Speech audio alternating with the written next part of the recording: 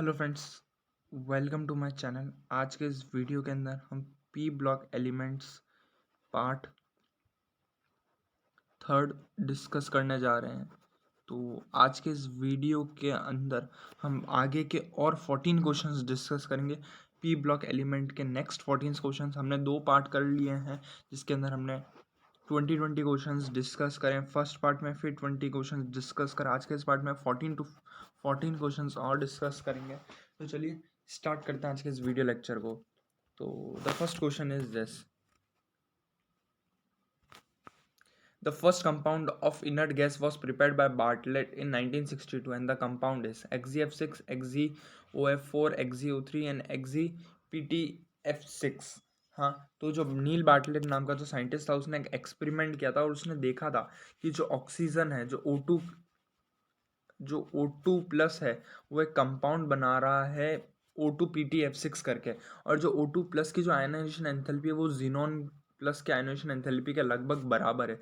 तो उसने देखा क्यों मेरा जीनॉन रिएक्ट नहीं करता, जबकि इसकी O2 प्लस के जो O2 की जो आयनाइजेशन एंथैल्पी है वो जीनॉन के आयनाइजेशन एंथैल्पी के बराबर, तो मेरा जीनॉन एक्सपेरिमेंट करने नहीं करता। तब फिर इसने क्या किया, जीनॉन प्लस PtF6 को मिलाया। हाँ, तो इसने एक नाम का कंपाउंड देखा, ये वाला कंपाउंड देखा, डी वाला कंपाउंड देखा है, XePtF6। नील बार्टलेट नाम के साइंटिस्ट ने करा था। ये पहला एक्सपेरिमेंट था जिससे पता चला था कि नोबल गैसेस भी रिएक्ट करती हैं। Next question: which of the following compound is incorrect about hypophosphorous acid? Hypophosphorous acid के रिलेशन में जो कौन सी स्टेटमेंट है, गलत है। Dibasic contains +4 oxidation state +1 oxidation state.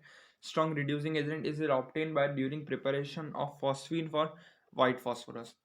तो सबसे पहले चेक करते हैं कि हाइपोफॉस्फोरस एसिड होता कौन सा है। हाइपोफॉस्फोरस एसिड होता है H3PO2। H3PO4 होता है ऑर्थोफॉस्फोरस एसिड। और ऑर्थोफॉस्फोरिक एसिड ये होता है H3PO3 होता है ऑर्थोफॉस्फोरस एसिड, और ये होता है पायरोफॉस्फोरस एसिड। तो इसके बारे में क्या पूछा, डायबेसिक एसिड है। इसके अंदर एक ही OH, इसके अंदर क्या होता है, सबसे पहले इसका स्ट्रक्चर बनाता हूँ। P, देखो मैं 2 मिनट रब करता हूँ जगह।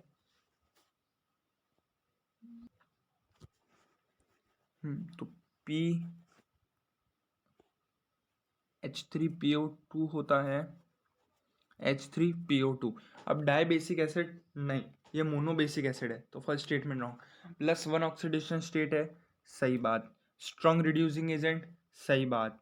It is obtain during the preparation of white phosphine from white phosphorus, सही बात है। जब मैं मेरी वाइट फॉस्फोरस की रिएक्शन जब मैं कर रहा हूँ एल्कलाई के साथ, तो मेरा एक तो फॉस्फीन गैस बनता है और एक फॉस्फोरस पायरो हाइपोफॉस्फोरस एसिड बनता है।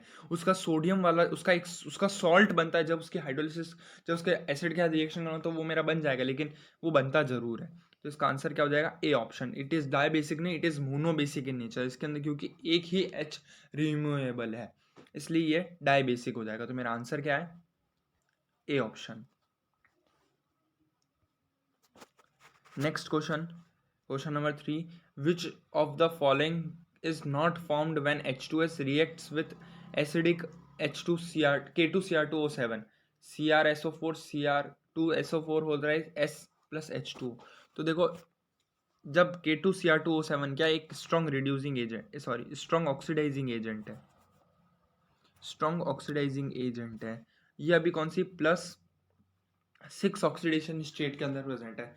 जब ये S2 माइनस के साथ रिएक्ट करता है, जब ये S2 माइनस के साथ रिएक्ट करता है, तो ये खुद +3 में चला जाता है और सल्फर को 0 में भेज देता, और सल्फर को 0 में भेज देता, और सल्फर को 0 में भेज देता। तो मेरा S तो बनेगा, H2O भी बनता है, Cr+3 भी बनता है, ये नहीं बनता है, ये नहीं बनता है। तो मेरा आंसर क्या हो जाएगा, 2 मिनट इसको रब कर दूं।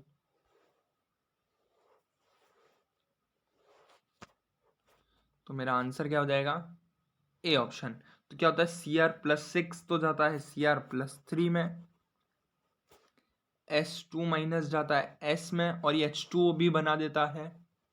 तो ये तीनों बनते हैं, लेकिन ये नहीं बनता है। तो किस कहाँ पड़ती है ये? डी ब्लॉक एलिमेंट का वैसे क्वेश्चन हो गया पर्टिकुलरली, लेकिन ठीक है बता दिया एक बार मैंने। तो एसिडिक मीडियम में +3 में चला जाता है। Which gas is produce when calcium nitride is hydrolysed as water? N2NH3H2O2।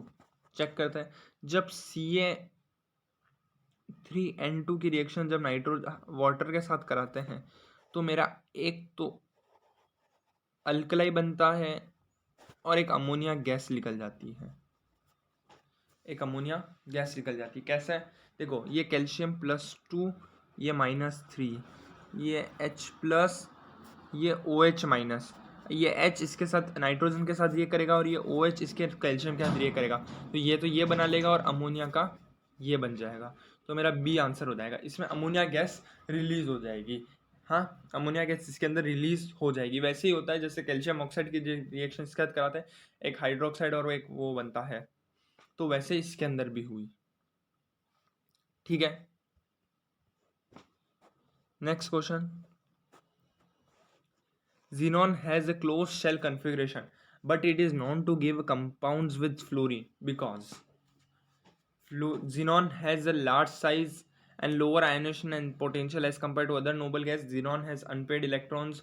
Xenon has high boiling point, hence it can form compounds with fluorine, and fluorine is the smallest element, hence it react with all noble elements. तो इसका answer जो हो जाएगा वो A option हो जाएगा, क्योंकि जो जीनॉन होता है इसकी जो लो आयनेशन एंथैल्पी होती है पूरे नोबल गैसेज में पूरे होती, तो उसकी भी रेडियो एक्टिव एलिमेंट की भी है, लेकिन अपन इसके ही नॉर्मली कंपाउंड बनते हैं, नहीं तो बनते तो RnF2 भी बनता है एक। एक्जी के तो खूब सारे बनते हैं, XeF4, XeF2, XeF6। हाँ, लेकिन मेनली फ्लोरीन के साथ ही इसके कंपाउंड्स बनते हैं। क्यों? सबसे पहली बात तो इसकी आयनेशन एंथैल्पी बहुत कम होती है और बहुत लार्ज साइज एलिमेंट है ना, इसलिए ये एकोमोडेट कर लेता है, और इसके लार्ज साइज होता है, उसके कारण इसका आयनेशन पोटेंशियल बहुत कम होता है, इसलिए ये रिएक्ट कर जाता है। लेकिन जो दूसरे जैसे नियॉन, आर्गन, हीलियम, ये नॉर्मली नोबल ही रहते हैं। हाँ, एक RnF2 बनता है, एक क्रिप्टॉन का भी बनता है, एक जिनॉन के भी बनते हैं, तो ये कुछ नोबल गैसेस है जो रिएक्ट करते हैं। तो इसका रीजन क्या है? Lower ionisation potential. Next question. Strong reducing nature of H3PO2 is due to low oxidation state of phosphorus, presence of 2 OH bond and 1 pH bond, presence of 1 OH bond and 2 pH bond, high electron gain enthalpy of phosphorus। देखो, H3PO2 hypophosphorous acid होता है।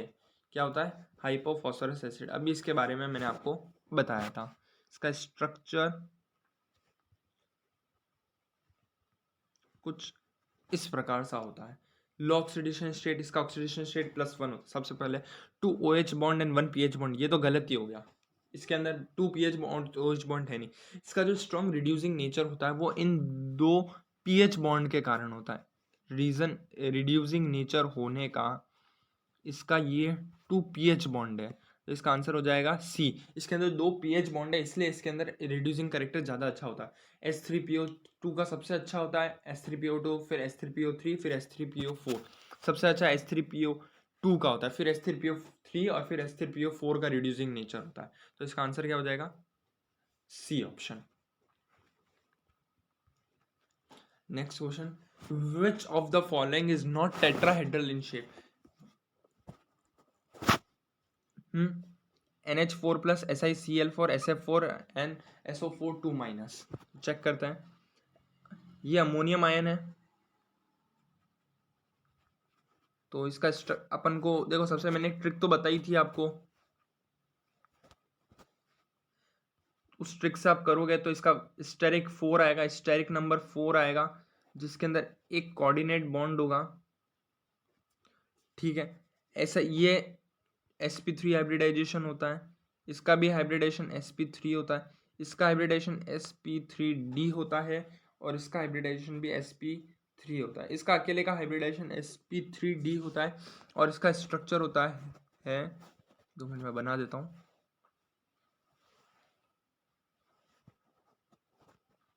S F F F F और एक lone pair. इसका stack number निकालते ज़रा। Sorry, इसके अंदर 2 लोन पेयर आएंगे। 2 मिनट रुकिए, कुछ गलती कर दी मैंने कुछ गलती कर दी है, रुक जाइए।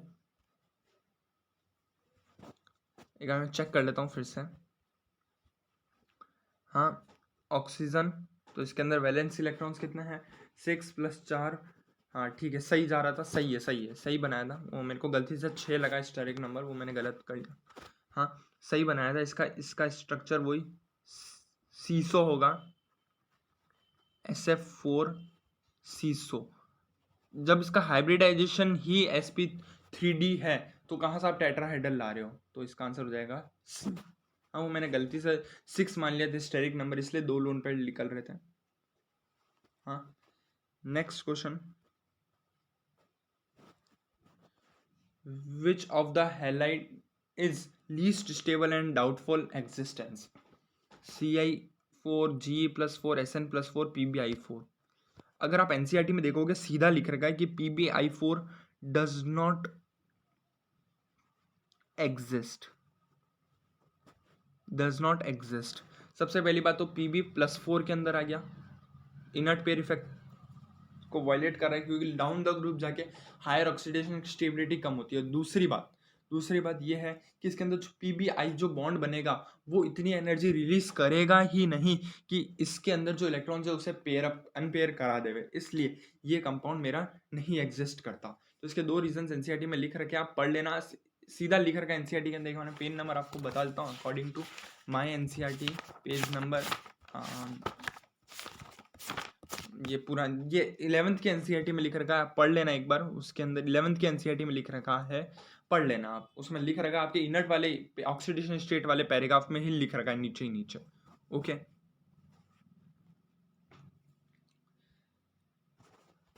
नेक्स्ट सवाल, विच of the following has greatest reducing power? HI, HBr, HCl, HF। तो देखते हैं। तो देखिए रिड्यूसिंग पावर क्या होता है, which have a ease tendency to reduce someone। किसी को रिड्यूस करने की कितनी अच्छी टेंडेंसी होगी उतना अच्छा उसके अंदर उसका उतना अच्छा रिड्यूसिंग पावर होगा। अब रिड्यूस करने की टेंडेंसी मतलब अपन इसके रेस्पेक्ट में हाइड्रोजन मानते हैं कि हाइड्रोजन देने की टेंडेंसी उसकी कितनी अच्छी होगी। तो इसके अंदर जो मेरा HI है, इसकी हाइड्रोजन देने की टेंडेंसी सबसे अच्छी होगी HI की, क्योंकि इसका जो बॉन्ड है वो सबसे वीक है। सबसे पहली बात तो क्योंकि ओवरलैपिंग अच्छी नहीं है, बॉन्ड डिसोसिएशन एनर्जी कम है, और बॉन्ड एंथैल्पी मतलब और जो बॉन्ड लेंथ है वो भी बहुत ज़्यादा है, तो इसका बॉन्ड इजीली टूट जाएगा, इसलिए अपना H आराम से डोनेट कर देगा, इसलिए सामने वाले को रिड्यूस कर देगा। इसलिए सामने वाले को आसानी से रिड्यूस कर देगा, इसलिए मेरा आंसर क्या हो जाएगा? ए ऑप्शन हो जाएगा। किसकी अब सबसे अच्छी टेंडेंसी होगी रिड्यूस करने की? पता चल गया, HI की। HF, HI, HCl, HBr, HI में सबसे ज़्यादा अच्छी इसकी होगी रिड्यूसिंग पावर। नेक्स्ट क्वेश्चन वही वैसा ही है कम से कम। बॉन्ड डिसोसिएशन एनर्जी गिवन इन सबके स्ट्रॉन्गेस्ट रिड्यूसिंग एजेंट पूछा, ये चारों की गिवन है। NH3, PS3, ये बॉन्ड डिसोसिएशन एनर्जी जिसकी जितनी कम होगी ना,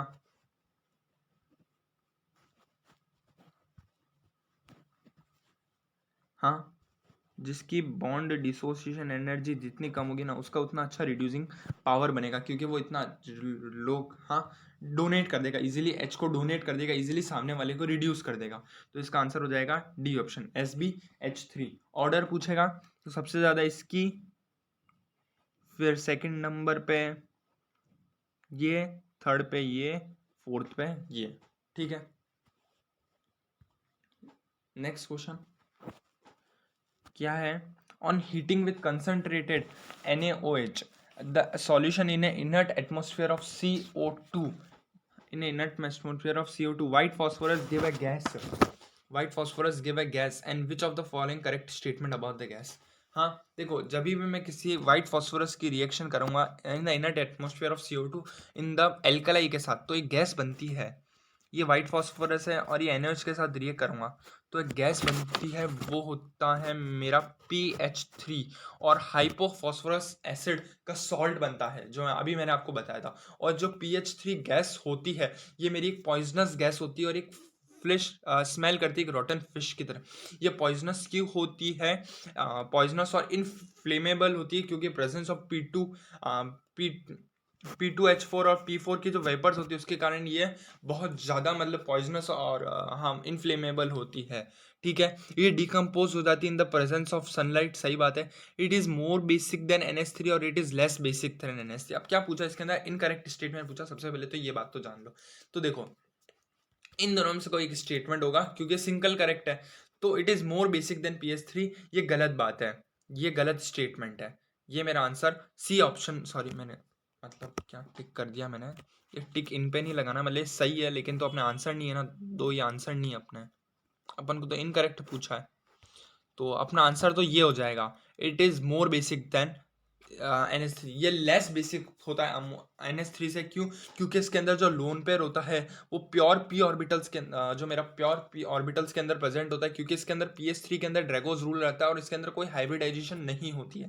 इसलिए इसके अंदर जो PS3 होता है, इसके अंदर जो मेरा लोन पेयर होता है वो प्योर ऑर्बिटल्स के अंदर रिसाइड करता है, इसके कारण उसका परसेंटेज S करेक्टर बनता है और डोनेटिंग टेंडेंसी कम हो जाती है। लेकिन NH3 की डोनेटिंग टेंडेंसी अच्छी होती है और इसलिए ज़्यादा बेसिक होता है। तो सी ऑप्शन मेरा करेक्ट इनकरेक्ट है, इसलिए ये मेरा आंसर हो जाएगा। Next question, on addition of H2SO4 to chloride salts colorless fumes are evolved, but in the case of iodide salt violet fumes are all, this is due to, देखते हैं। देखो, जो मेरा H2SO4 होता है ना, ये मेरा एक ऑक्सीडाइजिंग एजेंट है, तो इसने क्या करता है, ये जो मेरा आयोडाइड्स के सॉल्ट होते हैं ना, जो भी मेरे आयोडाइड्स के सॉल्ट्स हैं ना, इन सभी को ये I2 में रिड्यूस कर देता है, I2 में रिड्यूस कर देता, सॉरी ऑक्सीडाइज कर देता है, -1 से 0 में ले जाता है और खुद मेरा SO3 SO2 में कन्वर्ट हो जाता है, SO3 SO2 में कन्वर्ट हो जाता है, SO3 में कन्वर्ट हो जाता है। हाँ, तो ये खुद क्या हो जाता है, रिड्यूस, और दूसरे को क्या कर देता है, ऑक्सीडाइज। और जो मेरी वॉयलेट फ्यूम्स होती है वो मेरे I2 के वेपर्स की होती है, तो मेरा इसका आंसर हो जाएगा H2SO4 रिड्यूस। यहाँ गलत लिख दिया गया है, ये ऑक्सीडाइज होगा। हाँ हाँ, नहीं नहीं, सही है सही है, ऑप्शन सही है, वो नीचे मैंने देखा नहीं, नीचे ये ऑप्शन भी है, HI gate oxidise to I2। हाँ, ये ऑप्शन करेक्ट है। ठीक है, तो सी ऑप्शन मेरा आंसर हो जाएगा। Last question of this video, match the following formulas of oxide given in column 1 with the type of oxide given in column 2: Pb3O4, N2O, Mn2O7, B2I3, neutral, acidic, basic और mixed oxide. ये options कुछ आपको given है, तो check करते हैं। देखो, सबसे पहले Pb3O4, N2O3, Mn2O7 और Bi2O3। देखो, जो Pb3O4 है ना, ये एक मेरा मिक्स ऑक्साइड होता है, ये मेरा एक मिक्स ऑक्साइड होता है, तो मेरा ए किसके साथ मिलेगा, 4 के साथ, तो ए मिल किसके साथ मिलेगा, 4 के साथ, तो ये दोनों तो हो नहीं सकते, सॉरी ए मेरा 4 के साथ मिल रहा है ना, तो मेरा ये नहीं हो सकता। अब बचाइए, जो मेरा N2O है वो मेरा एक न्यूट्रल ऑक्साइड है, तो मेरा बी बन रहा है 1 के साथ, तो बी मेरा 1 के साथ, इन दोनों में बी इसके साथ है, तो मेरा आंसर हो जाएगा ये वाला A4B1। इसमें B3 के साथ जा रहा, जो नहीं हो सकता। Mn2O7 मेरा एक एसिडिक ऑक्साइड है क्योंकि हायर ऑक्सीडेशन स्टेट है, इसलिए एसिडिक ऑक्साइड में जाएगा, और ये मेरा बेसिक ऑक्साइड होता है, तो मेरा इसका आंसर हो जाएगा बी ऑप्शन। ये एक मिक्स ऑक्साइड, ये एक न्यूट्रल ऑक्साइड, एसिडिक और ये बेसिक ऑक्साइड। ठीक है, ठीक है, तो आज के वीडियो में इतना ही। Thank you, have a nice day. Please like, share and subscribe our channel.